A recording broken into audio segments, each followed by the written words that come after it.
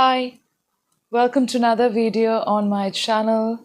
Thank you for supporting me this far.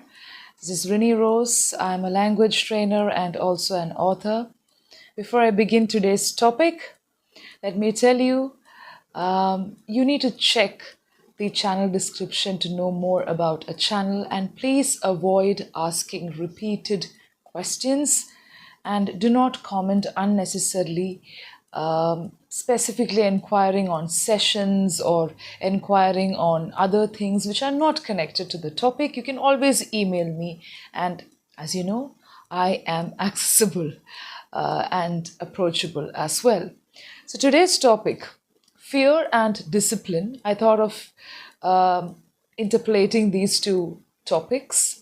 You must be thinking this is a weird combination. Fear and discipline, how is that even relatable? Okay, let's see if that's possible, if we can connect these two ideas, concepts, or these two part of life. Well, I'll share my experience by the end of the video if possible, otherwise I'll just give you some guidelines. We all know that fear is created. Great people know that fear is created. Great people have been telling us that fear is created. It's a play of the mind because we humans are capable of imagining, thinking, visualizing, and all that. We all know that fear is created. But still, when you're immature, when you're not able to control your emotion or your thinking, your feelings, at some point of your life, fear just happens because it's not something that you can control always. You need some skill and you need some practice, just like language training and all that. So, fear is created, it's a play of the mind. You know that you don't want it in your life, but is it possible to control? See, let me give an example. Suppose you get scolded and abused by a person, by your senior, for example, in front of 20 people for no reason. Will you not experience some kind of fear or some kind of nervousness when you meet the same person in front of at least two people? Yes, you will. Some kind of fear, some kind of nervousness will definitely be a part of that situation. It will start playing in your mind. Just like that, nobody wants fear in their life. But what to do if it just happens, if it takes a hold on your life for a particular situation for a few seconds? Things can go wrong. Sometimes you will not be able to progress further. Sometimes it's possible that you're scared or you experience fear, but some people are capable of progressing in life or at least doing what is required or completing a task. That is fine. See, for example, when you have glass in your hand, okay, glass, it's there in your hand, you know it's breakable. The minute you drop it on the floor, you know it's for sure it's going to break. But you're so careful, but somehow it breaks. You drop it on the floor and it breaks. You don't have control over it. Are you going to stand there and complain? No, you're going to take the next step, that is to clean the place so that you don't hurt yourself. Neither you shouldn't hurt others also in the vicinity, right? You shouldn't hurt others, you shouldn't hurt yourself. So that's the next step that you're going to take.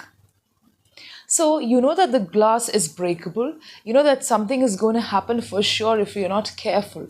The same thing applies with fear as well. If you're not careful, anything can be done, anything can happen in your life. It's not that it's breakable. Your mind is breakable if you don't handle and tackle it in the right way. Now, definitely, as I told you in the beginning, fear is created. But what to do if it happens? When we are immature at some particular point of time, we experience fear. Some kind of anticipation will be there. Come on, we are human beings. For some people, the degree, the intensity, the frequency, everything will be high. They start shivering. For some people, it's like, okay, I'm having fear. I experience fear now. But it's okay, I'll be able to handle. So, with consistency and experience, you'll be able to handle. Now, what I want to tell you is, when it comes to language learning, if you do things consistently, you will not even experience nervousness. Maybe for some time you will experience nervousness, but that will not go to a point where you experience fear. See, for example, if you're disciplined in life, that is where you can link discipline and fear. Suppose you are disciplined in life where you consistently work with language. All the other videos on my channel give lot of explanation, elaboration, and details on how to work consistently. So if you have some discipline in life, when I say discipline, it's not about the rigid structure that you have to follow. 10 minutes I'm going to read, 20 minutes I'm going to speak. No, not like that. You should be able to work with language or any skill that you're trying to develop on a daily basis consistently. So if you have got some discipline in life, you feel confident. And when you're confident, you will be easily able to not relate with fear. You'll be able to avoid. And when you avoid, fear gradually vanishes, it fades away. Okay, what happens is nowadays people focus on fear. I have fear of speaking, I have fear of darkness. When you focus on that fear, it will not go away. It will become predominant, it starts dominating, and it takes a very firm grip on you. That shouldn't happen. So, when you have discipline in life, I'm talking about language now at this particular point. When you have some discipline in life, when you're organized, when you schedule your life also, you're working with language consistently. You will experience some confidence. You may not have prepared for a speech, but still you have a plan. I think the consistency will give you the confidence to avoid fear. So even now, when I go up on the stage, I experience some kind of nervousness and fear, but my consistency gives me confidence, the determination, and also the skill that I've been practicing with consistently gives me that confidence, right? So it's just like a person. When you do something, when you attempt something, fear waves a hand. Hey, here, I'm here. So it's just like an uninvited guest. Ignore it. Accept and acknowledge that fear is there. When I ask you to accept and acknowledge, I'm not asking you to serve tea and biscuits and welcome it like a guest and serve it for the rest of the life and to be subservient to fear. No, you know that it's there. You just accept that you're experiencing some kind of nervousness or some feeling. That is acceptance. You acknowledge that you have a very small problem. Now, when you acknowledge, it helps you to tackle better instead of telling, I'm not scared, I don't have fear. That is like you're giving some kind of wrong notion, or you are trying to be very brave or overconfident by saying that I'm not scared. Just accept to yourself that you are experiencing something unusual. It's okay. Accept, acknowledge, but don't serve. When you serve fear, that is when the problem becomes bigger. Okay, it's there like an uninvited guest. Ignore. When you ignore a guest or a person for some time repeatedly, if you don't like the presence of a person, what happens? Gradually the person will go away. It's not going to disturb you again and again. Again it will try. Again it will come and say hi. Avoid. Okay, it's there, fine. Don't say hi. Don't welcome. Don't serve it also. Gradually, when you do that with discipline, schedule, and organization, it will start vanishing. The strong figure of fear start diminishing. It starts fading away. And then it's like once upon a time I experienced fear, now it's not there. Don't think about it. Now, when you focus on fear, what happens is the figure becomes bigger and bigger and bigger. It takes different shapes and sizes, and also, it's created in the mind. You know everything. It's a play of the mind, but still, what to do if somehow you experience fear? In at some particular point of your life, or some particular juncture, you will not be able to control. You will not be able to do anything with it. Okay, so this is what I wanted to tell you. And of course, I had a similar situation in life where I have shared my personal journey with you, where I used to work consistently with the language as a student, as a learner. I used to read a lot. I was a voracious reader. But as soon as I entered college, I don't know, somehow something got into my mind that I don't have to work now. But that was a point when I really had to work. So now when I reflect on those days, that is the initial days of my college, initial days of my bachelor's. So had I not realized that later, I wouldn't have worked so much during my post graduation. So I'll tell you what exactly happened. I enrolled for this bachelor's degree in English, and I stopped reading because I thought, okay, fine, now I'm settled. And I also lost interest somehow. I don't know why.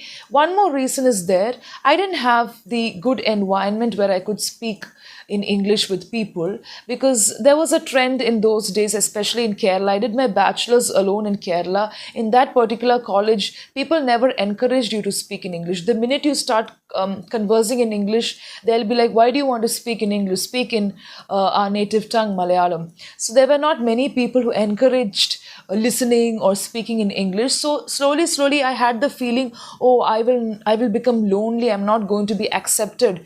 And it's not just English. Language was my passion. So if something is my passion, I should find a way to work on it, right? Instead of moving away. I didn't want to be lonely. So what I did, I just kept away from English. I stopped reading, I stopped conversing, and all that happened. But still, I was able to discover the other facets of myself. But what I wanted to tell you is, for almost 2 years, I didn't read that much, maybe just one book in 2 months. That was like very less. I could have communicated and conversed with my professors in the English language. I didn't do that. Nobody's going to stop me. Nobody was going to stop me if I had tried conversing in the English language with my professors. I didn't do that. I didn't make use of the library. The college had a very big library, and also we had a department library in the second year of my bachelor's. I didn't make use of that. I could have read something. I could have spoken in English with my professors. I could have done a lot of things during that particular phase. Okay, don't speak, because I had that feeling I was going to be alone. But still, I could have tried these things, and I didn't have to, really be into this conscious of keeping away from language, keeping away from language development. Because later I understood that when I did post graduation, the post graduation course of any language, of any area of study is going to be difficult. It's not going to be that easy, right? So I had this feeling that, okay, I was not able to give my 100%. I was not able to work on my skills. So I need to start working now. So that realization came as soon as I entered the third year of my bachelor's. And from there, I took off. So every phase of my life without discipline, without scheduling, without organization, this is what happened to me, because later I found it very difficult to even speak in English. Okay, I was working for a very long time as a child, but then I didn't have discipline. I didn't schedule my days. I could have at least read one book a month. I didn't do that. One book in 2 days was like, I was falling down, I was deteriorating. And then I found it difficult to converse in the English language. But when I started working hard, I did much, much better. So lack of discipline, lack of that confidence, lack of everything, you don't have discipline, you don't have schedule, you don't have organization. And gradually what happens, you become nervous, and then fear tries taking over. Thankfully and fortunately, I didn't allow fear to take a strong hold on me, on my life. By then, I realized, I identified my problem, my small issue, but still I used to feel nervous because I didn't have the schedule. I was not working consistently with the language. I hope you got what I was trying to tell you. So, fear is something that is created in your mind, but by chance, if it happens, I think these are some of the things that you should try. By chance, if it happens, you need to really avoid it. First, accept, avoid it, treat it like an uninvited guest, and then just keep working. Your confidence increases, and gradually fear dissolves. It fades away. You don't have to even pay attention to it. Okay? Try to understand that fear is created. Don't lead your mind to play with itself.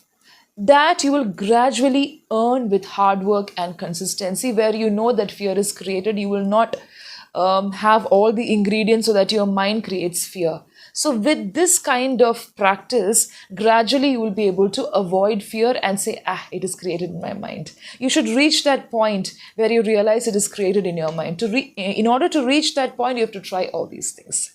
Okay, so thank you for being with me so far, and I know this was a pretty short video, but still, I hope you liked it. Bye-bye, take care.